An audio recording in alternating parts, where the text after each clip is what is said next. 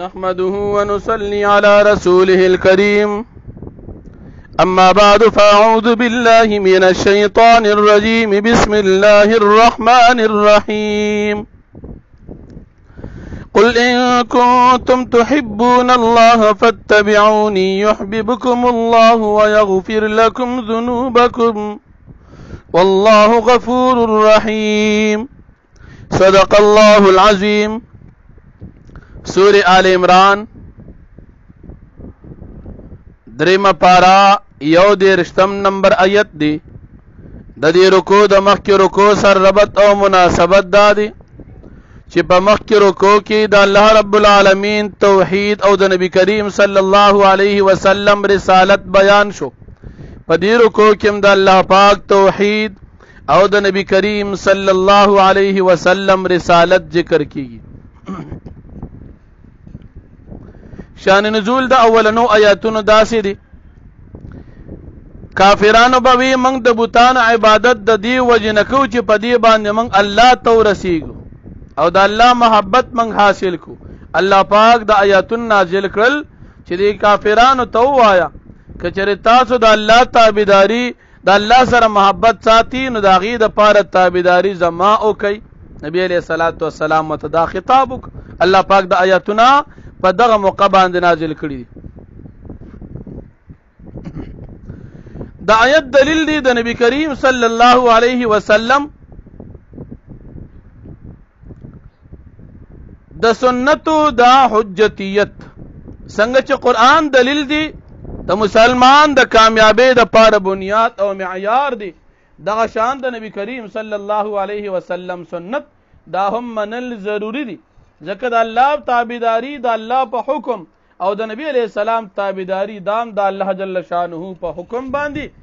قرآن کریم د الله کلام دی او نبی علیہ الصلوۃ والسلام ارشادات هغه د پیغمبر فرمان دی لیکن د دواړو تابعداري کول دا د قرآن کریم او د الله پاک حکم منل دی. انکار کول دا کار د کفر دی. ځکه الله پاک فرمای ان کنتم تحبون الله فاتبعوني زما تابعداري وکي. د نبی علیہ الصلوۃ والسلام تابعداري دا د الله په حکم ده. دی آیت کې رد دی په منکرین حدیث باندې. منکرین حدیث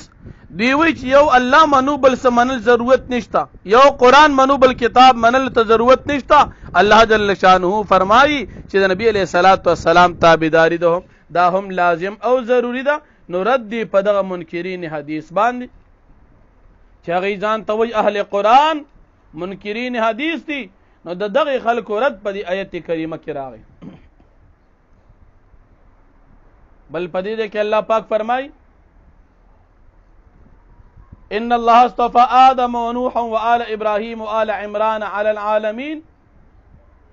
واقعا د بیبي مریم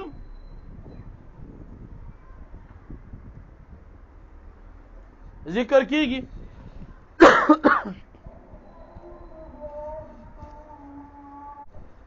په دې رکوع کې د حضرت عمران صاحب ذکر دی اذ قالت امرأة عمران رب انی نذرت لك ما في بطني محررا فتقبل مني انك انت السميع العليم. مخکې تاسو ته وضاحت شوی دی چې عمران په نوم باندې دوه کسانو، یو نوم عمران د حضرت موسی علیہ السلام او د هارون علیہ السلام پلارو او دویم عمران د حضرت بیبی مریم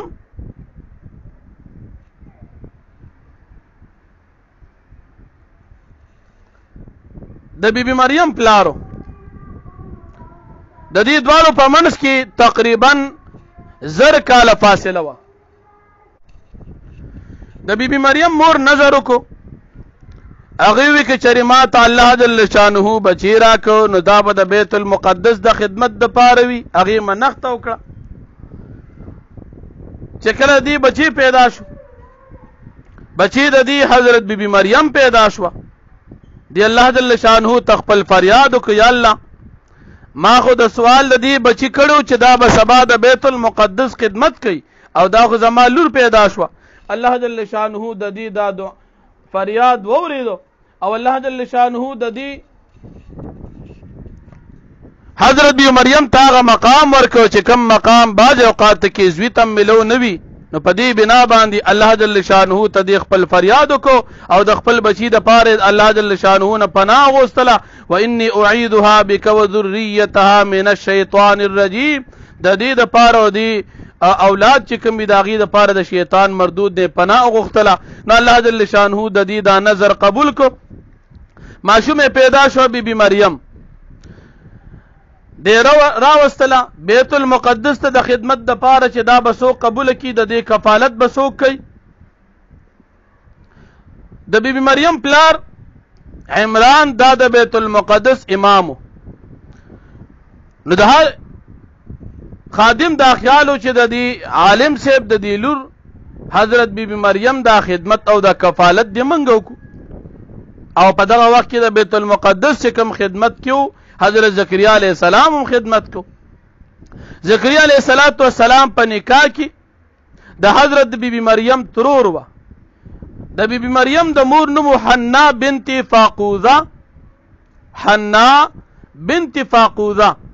او د زکریا علیہ السلام په نکاح کې چې کومه بیبي و نو د هغې نوم اشاع بنت فاقوزه. د اشاع او حنا دا خویندې وي. نو د زکریا علیہ السلام تمنا دا وه چې دا د زما په خدمت کې راشي، ځکه ما سره د دې ترور په نکاح کې ده، خیال به هم ډېر وساتلی شي. هغې نه بعد لیکن خادمان ورسره اختلاف وکړي چې نه ستا په خدمت کې نه، موږ هم دا شوق لرو چې دا برکت موږ ته حاصل شي. قلمونه وغورځول، په کوم قلم باندې به چې تورات لیکو. دا یو کم 10 منجوران دي، دریای قلزم یا نهر اردن. نهر اردن په دې کې دا قلمونه چې په کم به تورات لیکو قراندازي وشو چې قلم کم یو په اوبو کې اوچت په الټه طرف باندې روان شو، دا به دغه کس وي. زکریا علیہ السلام قلم په اوبو کې اوچت روان شو، په مخالف سمت باندې خدمت کې د زکریا علیہ السلام دا بی مریم ورسېدله. بی مریم له جدا کوټه جوړه کړه، په هغې کې به دا اوسېدله، خدمت به کو، خیال به وله ساتو زکریا علیہ السلام. او چې کله به راتله نو ور به ورپسې بند که څوک ورته نقصان یا تکلیف ونه رسوي. زکریا علیہ السلام به چې کله لاړ دي ته به قسم قسم مزیدار تازه بې موسمه میوې پرتې وي. د دې تپوس وکړي چې دا د کوم ځای نه دي. زکریا علیہ السلام ته جواب ملو شو چې دا د الله پاک د طرف نه دي. زکریا علیہ السلام په دغه ځای کې د الله جل شانه نه سوال وکړو چې یا الله ما ته بچي پکار دي، څنګه چې حضرت بی مریم ته بې موسمه فروټ او میوجات ورکې، دا شان ما ته په دې عمر کې اگر چې زما عمر ډیر دی، په دې زیات عمر کې چې د زکریا علیہ السلام عمر په دې وخت 100 کال لري، چې په دې عمر کې ما ته بچی راکړه. زکریا علیہ السلام عبادت ته ولاړ دی. الله جل شانه طرف نو ته بشارت راغی چې تا ته زوی ملاویږي، د هغه نوم به یحیی وي، دا د عیسی علیہ السلام به تصدیق کوونکی وي، دا به سردار وي، او دا به د ډیر فضیلت خاوند وي، د ده به نکاح ته شوق نه راځي، او دا به پیغمبر وي، او دا به د نکاح خلکو د جماعت نه وي.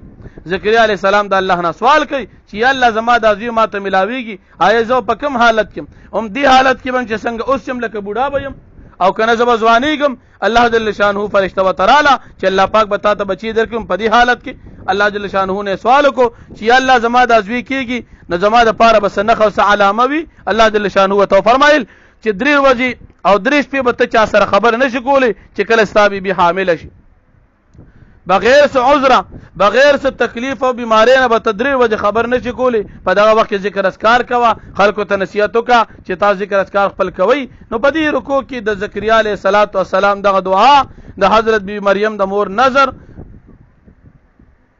او د نبی علیہ السلام چې کوم د رسالت دا واقعات دلیل دي دا ذکر کیږي. نو الله پاک فرمایي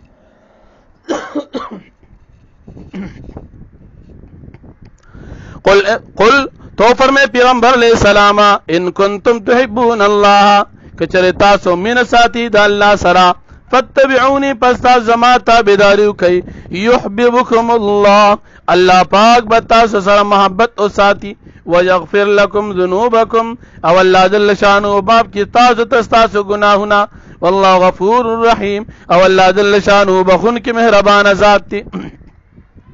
قلتو فرمای پیغمبر علیہ السلام اطیعوا الله د الله تابعداري وکي والرسول د پیغمبر تابعداري وکي فإن تولوا کچر دوی مخوالو فإن الله لا يحب الكافرين پس بشک الله پاک محبت نه ساتي د کافرانو سره له سزا ور کوي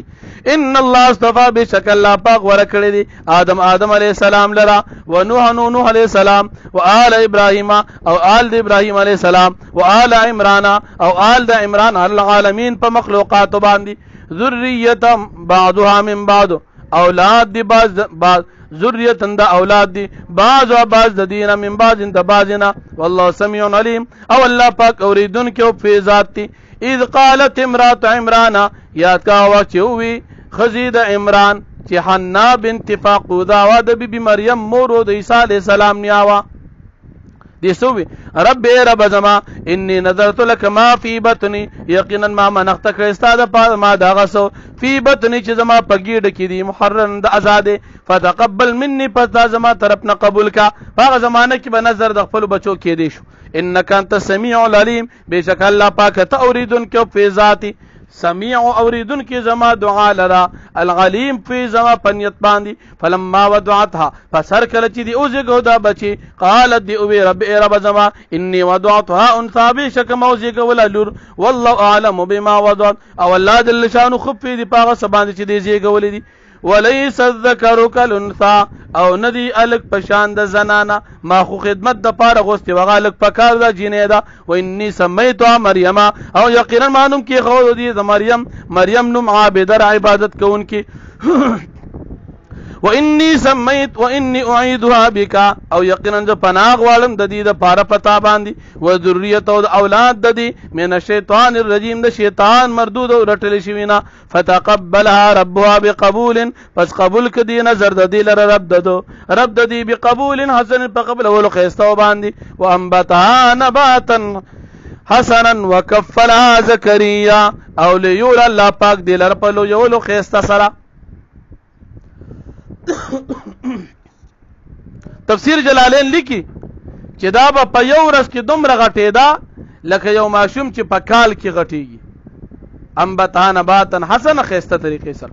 وکفلها زکریا او د دې کفالت وکړو د دې تربیت واغسته ذمہ داری واغسته زکریا علیہ السلام كلما اركل دخل عليها زكريا المحراب چې داخل بشو پدی باندې زکریا علیہ السلام محراب تا وجد عندها رزقا او به منتدی سر رزق به موسما قال زکریا علیہ السلام د حیرانتیا په نیت باندې وی یا مریم بی مریم ان لك هذا د کوم زین رستاده پاره دامي وی قالت دی او هو من عند الله دا الله د ضربین د جنت ناراضي ان الله يرزق من يشاء بغیر حساب بشک الله پاک ورکوي رزق چاته چې غواړي به حسابا هنالک پدغه وخو پدغه زی دعا زکریا رب دعا وکړه زکریا علیہ السلام د خپل ربنا قال د او رب ابلی ای رب ما تراکا من لدن د خپل جانب نذوریت اولاد طیبه پاک انک سمیع الدعاء یقینا توریدن کې د دعای فنادته الملائکه پس आवाज کو دی زکریا علیہ السلام ته فرشتي جبرئیل علیہ السلام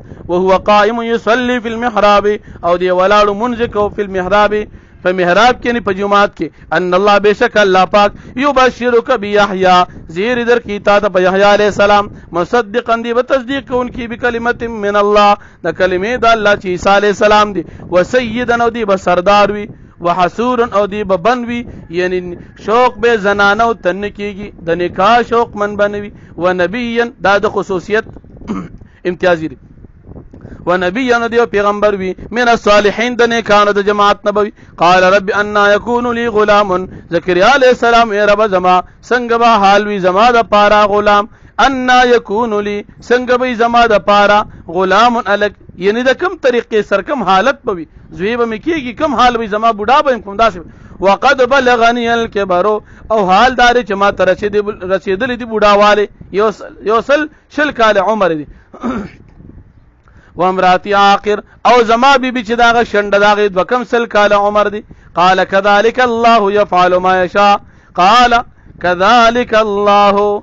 دی فرشتي وی كذلك اندارنګ الله پاک يفعل کوي ما يشاء چې الله پاک وګواړي قال رب اجعل لي آية زكريا عليه السلام يا رب زما د پار وګرځوا آیتن یو نه خد قرار د حمل قال آیتک الله پاک فرمای ساده پارنخه الله تکلم الناس ثلاثه ایام دا چې تب خبر نشي کول خلکو سره درې ورځې شپې الا رمضان مگر بشاره سره وذكر ربک او ته یاد خپل رب کثیرا ډیر زیات وسبح بالعشی والابکار او تسبیح وایا بالعشی په وخت د ماقام کې والابکار په وخت د سحر کې